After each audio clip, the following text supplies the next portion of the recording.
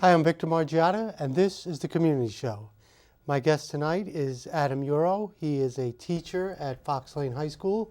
I'm going to do a little cooking. We're going to have some superfood, kale. It's a big thing on the scene today because of all the vitamins and nutrition it has. Actually, it's got the most amount of nutrition as far as the green vegetables, spinach, escarole, broccoli rabe, which is one of my favorites, broccoli rabe. But we're going to mix it up. We're going to add a few things to it to beef it up, make it taste better. So I would like to thank Adam for coming on the show. Thank you, Adam. I'm very glad to be here. All right. Thank you. What made you decide to be a teacher? Oh, wow. When I was 14, 15 years old, I was a camp counselor, and I really enjoyed working with young kids. I actually saw myself as a phys ed teacher for young kids, elementary school kids. And then ultimately I found that I had this facility for learning second languages. I started with Spanish, and I moved into Italian. I even studied a little bit of German and French. And from there, it just all kind of fell into place. I enjoyed working with kids, and I enjoyed learning about language and their cultures. And next thing you know, here I am teaching Spanish for, over 30 years. Yeah. Well, I try to eat as much kale as I can because of the nutritional value, and it's a form of roughage. So, you get to a certain age where you have to eat right. When you're a kid, you can kind of, eat not the best, and then your parents will give you the Flintstones vitamins, Absolutely. But what are some of your favorite foods? Oh, well, I am a big Italian food fan. Excellent. And, when I was growing up, my mom, she used to love to experiment, with cooking. Mm-hmm. In fact, she was actually a cooking teacher. She would do some adult ed classes at Fox Lane High School in Bedford. Uh-huh. And she used to experiment a lot. So I loved to have hot food, spicy food. And my mom turned me on to that.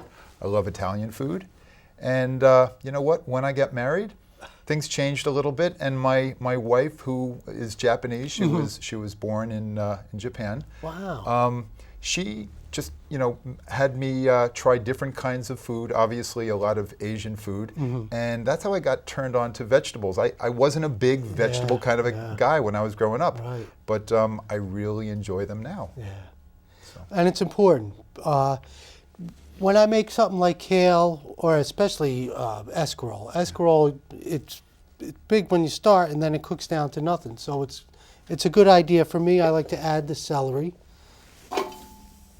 And my father used to add a lot of cabbage to his escarole because the escarole would cook down, and then you wouldn't have much. So, and cabbage also is very good for you. So I'll put the celery in. I'll add the oil. Celery kind of takes the longest to cook. That's why I like to put that in first. But also, when I cook, I like to throw in as many vegetables as I can. This way, you're getting your vegetables without really knowing it, Sure. And it's a good idea to eat them when you're hungry, too. Because sometimes you'll skip the veggies. If you eat your nice big 10-ounce steak, you'll say, I'm not hungry anymore. So, but I like to incorporate it right into the main dish. This way, you're eating your vegetables. So where did you grow up? Well, I'm from the Bronx. Uh-huh. But that was a very short period in my life, though I do remember, hearing the crack of the bat and the roar of the crowd. We lived really close to Yankee Stadium. Yeah. Oh, yeah. Oh, my gosh. But we moved out when I was 7. We came up here to Westchester, and I grew up in Mount Kisco. Mm-hmm. I went to Fox Lane High School in Bedford. Oh, you did? I did, yes. As a matter of fact, coincidence, that's where I teach now. That's right. I've got an older brother, and Okay. I've got a younger sister, and like I said, we lived in Mount Kisco, and I just became so enamored with Westchester County that I didn't see myself leaving. I really wanted to settle here. So ultimately, when I graduated from college, and quickly after college, I got married. And we found a place in Ossining. I've been there for over 30 years. Yeah. Ostening's beautiful. It's gorgeous, right by the river. Yeah. You know, school district's wonderful. Mm-hmm. You know, they've been Ossining School District's been really good to us. Yeah. And you know, I have to tell you, I'm thinking about Ossining School District.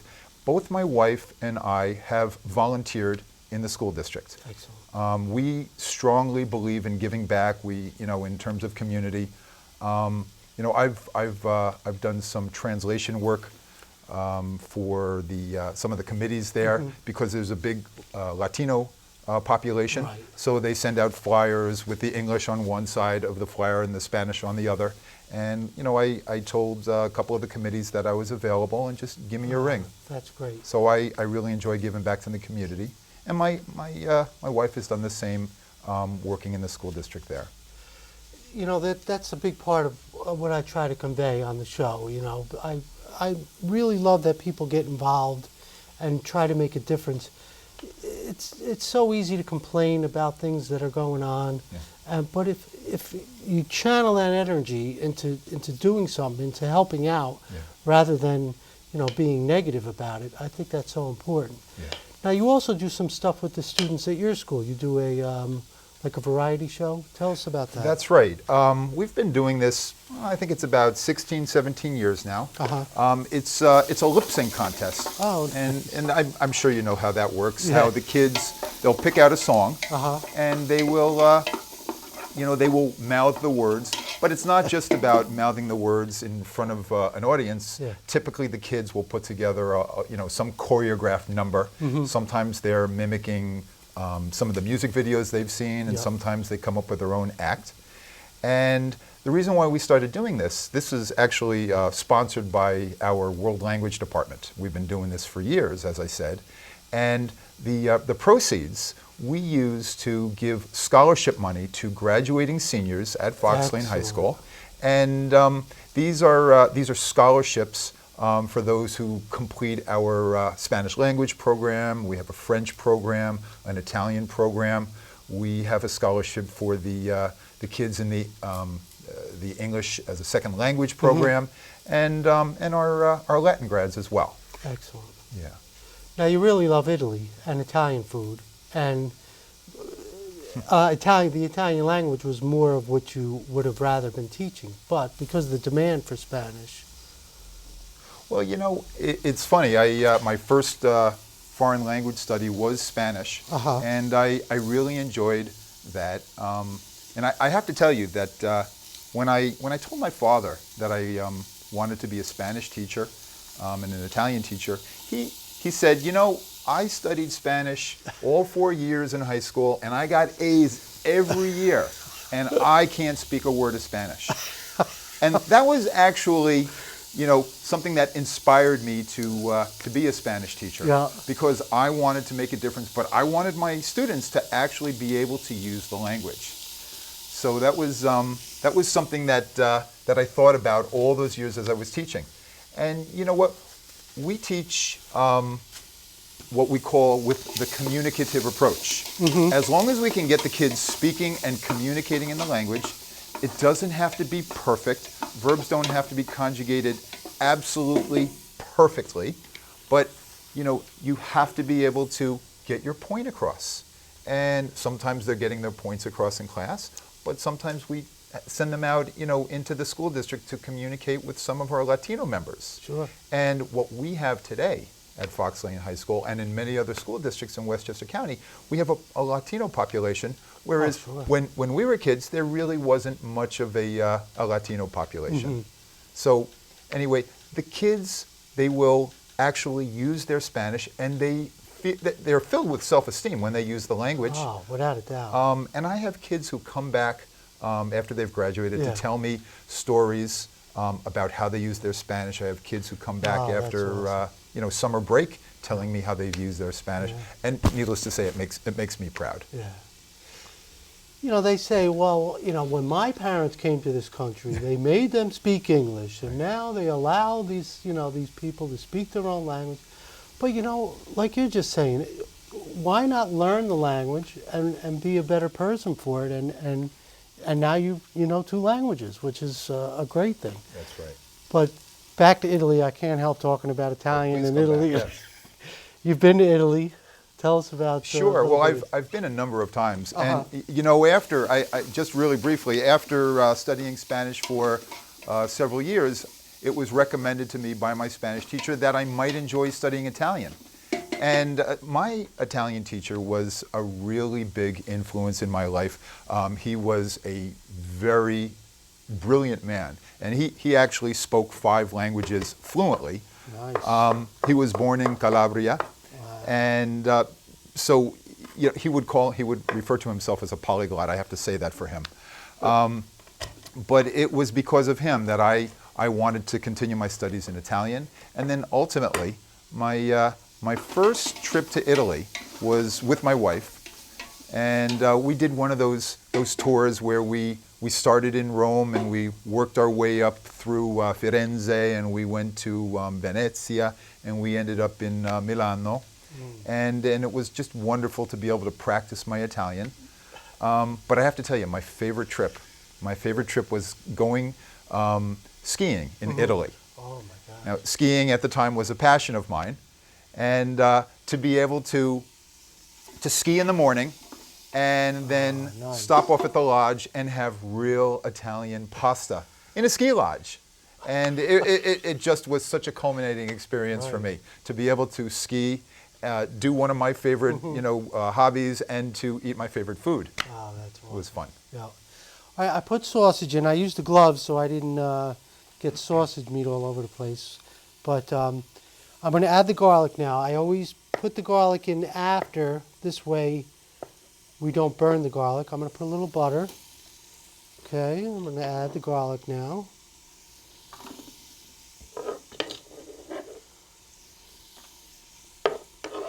All right, and now's a good time to put the salt and the pepper. Okay, we'll let that start to... Now, kale takes a little longer to cook than, say, escarole. Spinach, forget it. That cooks, like that. Yep. So we are going to get that in there soon. I got a little chicken stock, and I also brought some shrimp. Now, I'm making quite a bit because we are going to share with the crew. Sounds like a party. And speaking of the crew, I'd like to thank Helen and Kaz, Joe, and Cecilia. Without them, the show would be impossible. So this is their way of chipping into the community and helping out to get the message across, to tell people to get involved in the community, especially vote. We don't want to get... I know it's election time, but we won't talk politics or religion. We'll stay away from that for now. But do you get involved? You were talking about the talent show. Have you got on stage yourself and done? Oh gosh, I've gotten on stage a bunch of times within the past 15 years or so. Before the lip sync contest, we actually had a talent show where, and I'm not embarrassed to say this, I dressed up like Elvis. Nice. And I had a kid in class, a boy who had a band, and so I asked him if he wanted to be my backup band. And so to make a long story short, this is back in 1993, I was on stage in front of 700 students singing an Elvis number and, trying to make a fool out of myself in the spirit of making money to raise scholarship money. That's right. But we also have participated as a department in the lip sync numbers. I've dressed up like one of the Blues Brothers. I dressed up like one of the Bee Gees. So what's important is to get involved with the kids. Yeah. The kids love seeing their teachers on stage. And it's kind of fun. Yeah. And the kids get to see you in a different light. So it's towards the end of the year now. Are we getting senioritis with some of the students? Well, yeah, but the kids, they need a little guidance, remaining focused. I do have some seniors this year, but we have a senior independent project for the kids. Yep. And it's focused on whatever interests the seniors. just as long as in my class that they are doing something that is focused on either Latin American studies or Spanish studies. Yeah, excellent. And so it keeps the kids focused, and they really enjoy doing it. Awesome. They're almost there, though. Yeah, good. I know. Okay, so now with the kale, it's important to rinse it. I know I've made escarole a couple times and didn't rinse it enough, and it still had like that gritty, sandy taste to it, and that's never fun. So you do have to make sure you rinse it.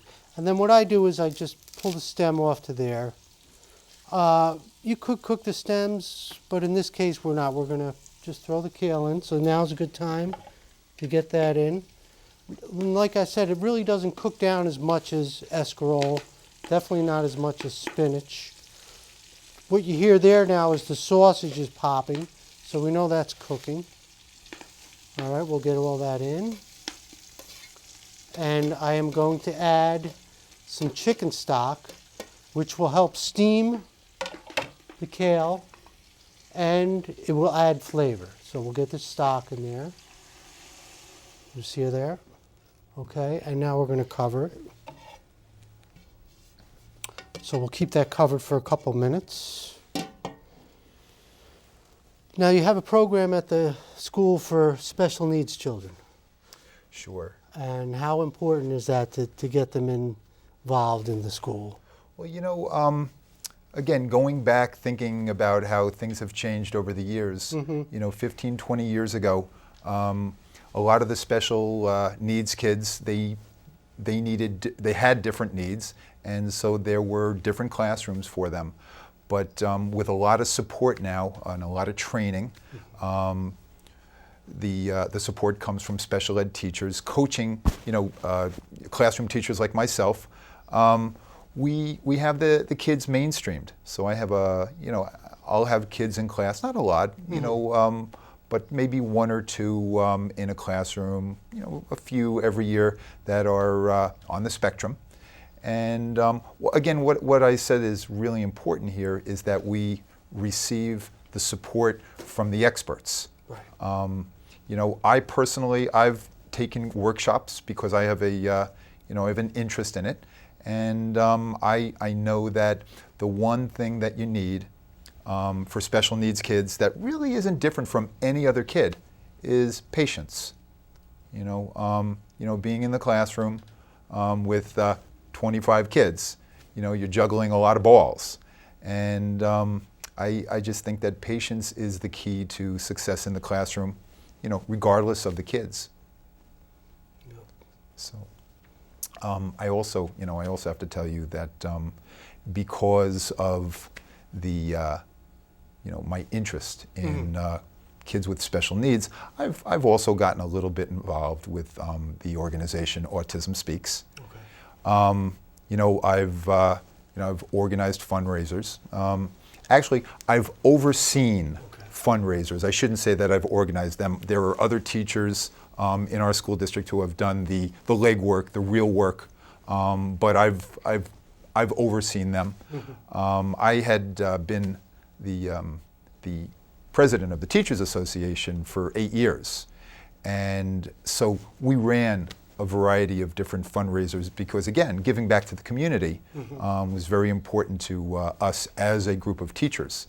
And special needs kids was definitely one of those important projects for us. We also, if you don't mind, I'll just tell you about the Mount Kisco Food Pantry. We've done nice. an annual fundraiser for them. Good. And I can't give you exact statistics, but I can tell you this year, our teacher organization, we raised over $5,000 for the Mount Kisco Interfaith Food Pantry, and over 3,000 pounds of food were collected as well by our teachers. That's a really important fundraiser for us because it goes to the Mount Kisco Interfaith Food Pantry, and we know that kids in our school district are using that food pantry. And one other fundraiser I'd love to mention, again, this is our teacher organization. We've been involved. Sometimes there have been years when we've had a lot of people, a lot of teachers involved in the Making Strides Against breast cancer walk. It's every fall, typically in October, and we have it at Manhattanville campus, and that's something that that a lot of our teachers have gotten involved in. Yeah. Okay, so we again giving back to the community. That's perfect. That's what it's all about. Okay, so the kale is in there. It's starting to cook down a little bit. The steam is oh, that looks terrific. Okay, so now I am going to put in the shrimp. Like I said, I want to make sure I have enough for everybody. So we're going to push that around. I don't like to overcook shrimp because then it gets a little rubbery. So that's just right, and the steam will cook the shrimp. Okay, good. So what college did you go to? I went to Vassar College. It's in Poughkeepsie. Mm-hmm. Yep, that's actually where I met my wife. Right. And that's where my daughter goes right now. Oh, she does? Yep, keep it in the family. Yeah. And what is she studying? My daughter is studying English, and she's looking at a possible double major in psychology. And she's a wonderful writer. She has an internship this summer. She's working for a publication in New York City, so she goes down to the city 3 times a week. Oh, good. And you know, I can't believe that she's already got that kind of a job, granted an internship. But you know, my baby's growing up. She's grown up. She's grown up. For sure. I know, it's tough. You can't stop time, you know what I mean? That's right. And you got to be able to adjust, you know? Right. And you, like one of the words you said, patience. Patience is so important. Right. But, you know, you're a good father, and they're very lucky to have you, for sure. Thank you, Victor. So. Thank you. And now, do you have to do any kind of studying now, or are there any brush-up courses that you have to take as a teacher? You know, the kind of certification that I have, I'm not required, all right? But any good teacher is going to continually, you know, look for professional development. And, you know, that's what summers are about. A lot of people, you know, think that teachers have their summer off. Well, not true. Teachers are working during the summer. Granted, they're not standing in front of the classroom, they're not working with kids, but what we're doing is we're revising curriculum. We're also taking, you know, professional development courses. And, you know, that is just a different part of the year. And that kind of revitalizes us. We're ready to jump right back into the classroom back in September. I can't begin to tell you how many hours of professional development that I've done over the past 30 plus years.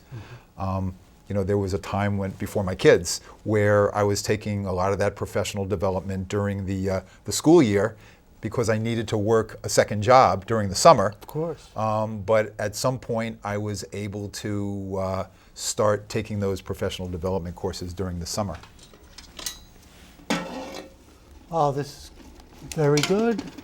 Now, I am going to put I pre-cooked the pasta so that all we have to do is heat it up, and I'm going to heat it up just by putting it on top. Okay, so that'll sit right on top. All right. Now, you have a great story about the big Bambino. Growing up in the Bronx, right next to the stadium. Oh, that one. I thought you were asking about my son. Sure, Babe Ruth. So, you know, we have a little history in our family with the Yankees, having lived so close to Yankee Stadium. Interestingly enough, I actually didn't start going to a lot of games until after we moved out of the Bronx. But the story about Babe Ruth is when my father was a kid, he was at sleepaway camp. I can't remember exactly how old he was. Anywhere from 8 to 10 years old. And he called home, he called my grandmother, and he was crying. It's like, Babe Ruth died, and they're gonna have this wake for him in Yankee Stadium. And so they had the Babe's body, oh my God, you know, on display in Yankee Stadium. And there was this long line, and it was in August. So it was not actually very cool out. Yeah, right. And there was a long line that went through the bleachers, onto Yankee Stadium field, and just kind of paraded right by the Babe's body. Holy cow. And my father never told me that story. My grandmother told me that story. And so she told it a little differently than you'd expect from, a Yankee fan. And she said, and, Adam, I did this because I loved your father. Did I want to wait online for over 4 hours to see a dead man's body? I did not. But I did this for your father. And so I said, Grandma, but it was Babe Ruth. It was Babe Ruth. She said, honey, I'm glad that I did it for your father, and that's as far as I'm going. Yeah. So that's my Bambino story. Excellent. Okay, I think we're ready. So the pasta is steamed. Oh boy. We'll get that right on there. Missed a couple, that's all right. And we'll mix this up just a little. The shrimp just needs 30 more seconds.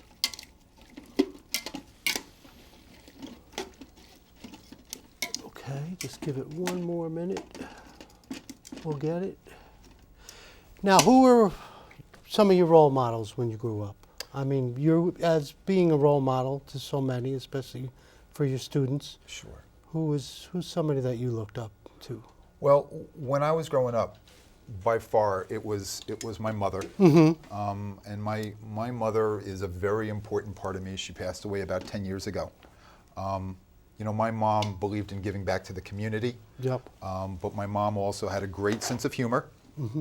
And she also made it very clear to me that I needed to be a good advocate for myself, and I also needed to help others when they needed help. So she was quite a person. She was the president of the Parent Teachers Association at Mount Kisco Elementary School. And she started working part-time also. This is something else that I admired about her. She was working part-time as a medical assistant in New York City. She was working 2 days a week. But ultimately, my father got sick. He had contracted cancer. Right. And she ended up having to work 3 days and then 4 and then ultimately 5 days. Wow. So she was juggling the family. She was taking care of my dad. And she was working full-time. So she was a really big role model for me. My mom, she never went to college. She was very, very artistic, and she actually gave up going to art school to marry my dad.